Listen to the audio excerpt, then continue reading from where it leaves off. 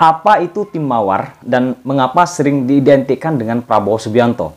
Ini sepertinya pertanyaan semua teman-teman yang tidak besar atau belum lahir di era 1998, termasuk saya sendiri.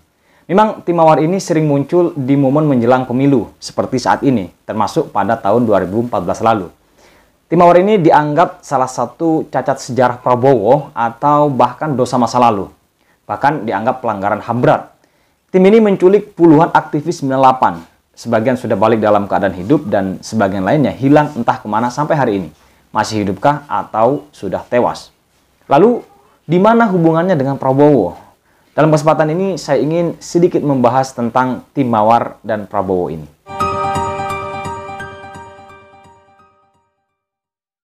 Belum lama ini, saya bongkar-bongkar kardus buku lama di rumah, ya. Lalu menemukan clipping koran Kompas bertanggal 20 Juni 2014. Ya. Ini kira-kira ya. Nah, berarti koran ini sudah berusia sekitar 8 tahun yang lalu. Judulnya Wiranto, Penculikan Inisiatif Prabowo Sendiri. Jadi kira-kira ngomong begitu Wiranto. Gambarnya Pak Wiranto yang mantan ABRI, di wajahnya berkeringat seperti berdebar-debar begitu ya. Ini adalah konferensi pers Wiranto yang menegaskan bahwa penculikan puluhan aktivis oleh tim Mawar waktu itu adalah oleh inisiatif Prabowo, bukan perintah dari Wiranto sebagai atasannya. Di koran itu juga membahas soal Dewan Kehormatan Perwira atau DKP yang menyidang Prabowo atas kasus penculikan itu yang kemudian merekomendasikan pemecatan Prabowo dari ABRI. Orang-orang di DKP ini diantaranya ketuanya ada Jenderal Subagio Hadisiswoyo, wakilnya Legend Fahrul Rozi, sekretarisnya Legend Jamari Caniago. Anggotanya ada 4 orang, diantaranya ada Agung Gumelar dan mantan Presiden SBY yang belum lama ini partainya mendukung pencapresan Prabowo yang pernah direkomendasikan untuk dipecat dari ABRI. Jadi saya mengkliping koran ini untuk keperluan data peristiwa 98 yang saat itu sedang menulis buku berjudul Mahasiswa dalam Pergulatan Politik. Alhamdulillah buku ini sudah terbit teman-teman ya. Di buku itu salah satunya saya menyoroti rivalitas Prabowo dan Wiranto di tubuh ABRI. Rivalitas ini ada yang menyebut mirip dengan rivalitas Ali Mertopo, asisten pribadi Soeharto, dan Sumitro selaku Pangkop Kamtib di era 1974. Yang kemudian menyumbang lahirnya peristiwa kelam Malari. Perseteruan keduanya ini yang dikenal dengan sebutan rivalitas Jenderal Skorpion. Nah, Prabowo dan Wiranto di era 98 disebut mirip dengan itu. Walaupun secara posisi Prabowo adalah bawahan Wiranto. Prabowo sebagai Pangkostrat, sementara Wiranto Panglima ABRI saat itu. Perseteruan keduanya jauh sebelum itu disebut-sebut telah terbentuk, yang kemudian membentuk dua kubu ABRI, yaitu ABRI Merah Putih, kubu Wiranto, dan ABRI Hijau, kubu Prabowo. Konon, untuk mencegah perseteruan keduanya, Soeharto membagi kekuasaan. Mabes ABRI di Cilangkap diserahkan kepada kubu Wiranto, termasuk di dalamnya ada SBY. Sementara Pangdam Siliwangi, Pangdam Diponegoro, dan Brawijaya diberikan pada Prabowo.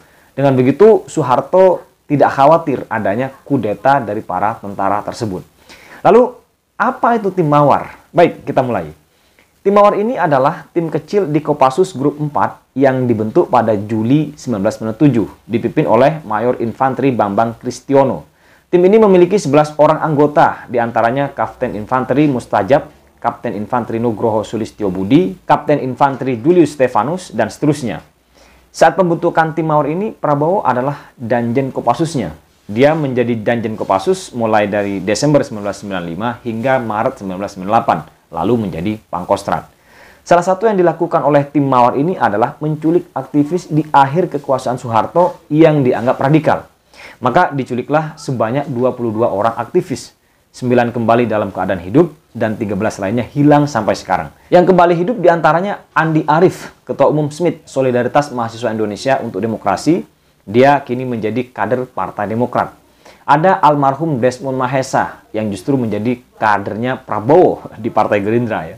Termasuk Nezar Patria, Aan Rusdianto, dan Haryanto Taslam yang juga menjadi kader Prabowo. Ini agaknya di luar nalar ya jika Prabowo adalah penculiknya, karena penculik dan yang diculik menjadi satu. Mungkin inilah yang disebut dengan istilah Oedipus kompleks dalam hal kekuasaan.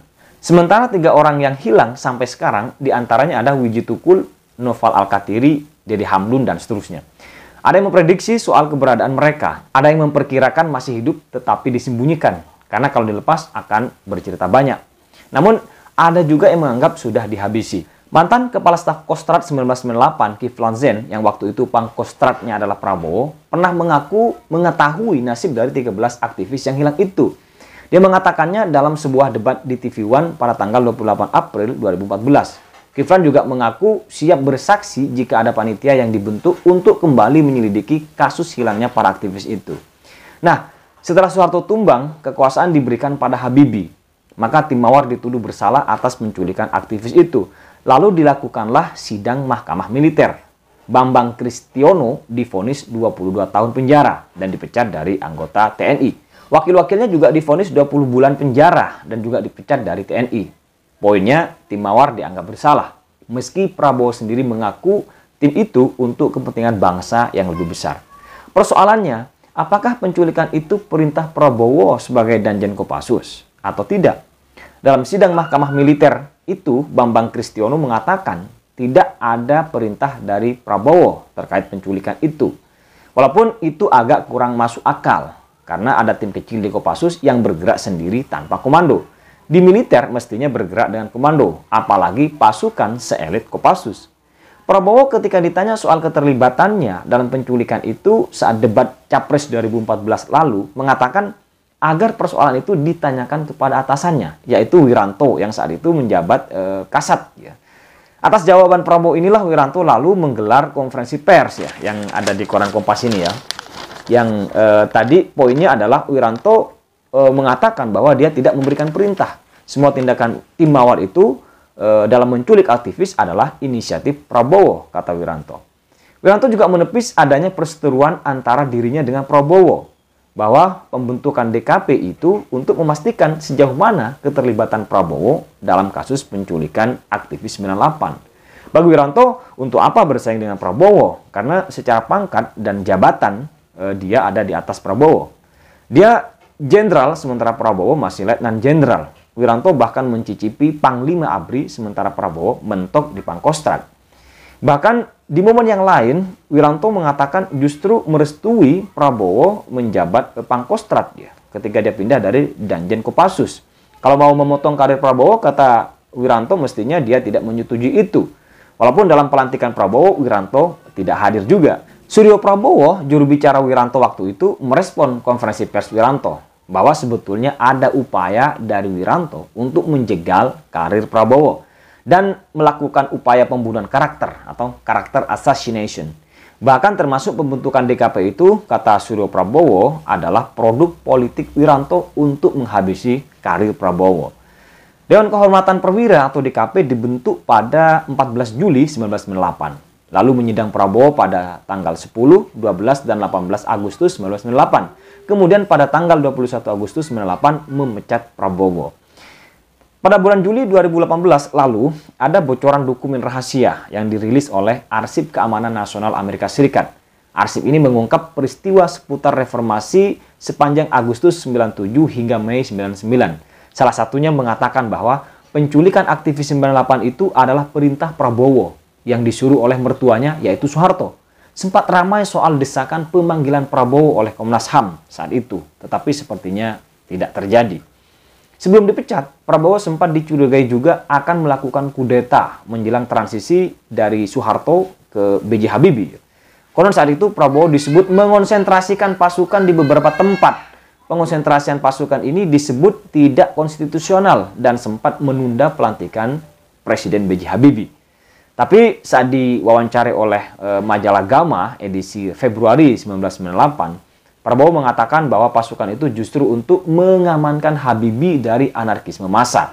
Tapi nyatanya Prabowo dianggap melanggar wewenang dan digeser jabatannya atau dipecat oleh Habibie dari Pangkostrat menjadi Komandan Sesko ABRI pada 23 Mei 1998. Terkait ini, ada percakapan menarik antara Habibie dan Prabowo yang dicatat di dalam buku berjudul Detik-detik yang menentukan jalan panjang Indonesia menuju demokrasi. Buku ini ditulis oleh Presiden B.J. Habibie. Jadi setelah Prabowo dipecat dari Pangkostrat, dia menemui Habibie mempertanyakan pemecatan itu.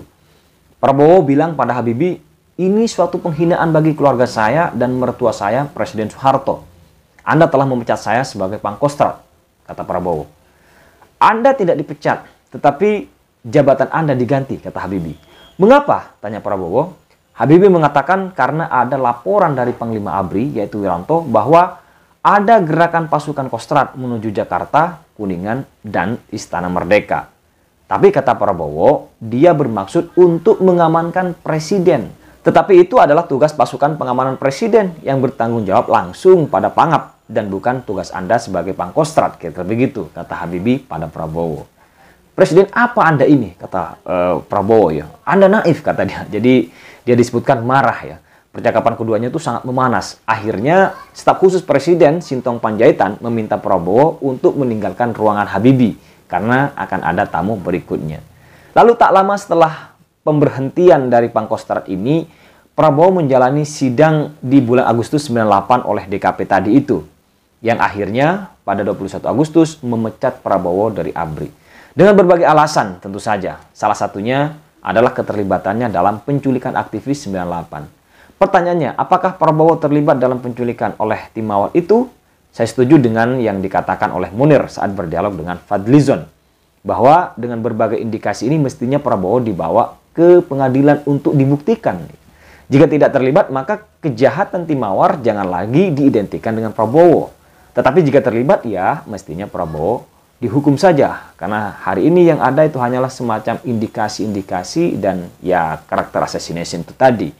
Itulah sekelumit cerita tentang Prabowo dan tim Mawar. Kini Prabowo akan menjadi capres lagi untuk periode pemilu 2024 dan isu tim Mawar muncul lagi ibarat bayang-bayang bagi Prabowo. Apakah ini menjadi catatan buruk? Silakan Anda menilainya. Toh Gus Dur pernah mengatakan bahwa Prabowo adalah orang paling ikhlas di Republik ini.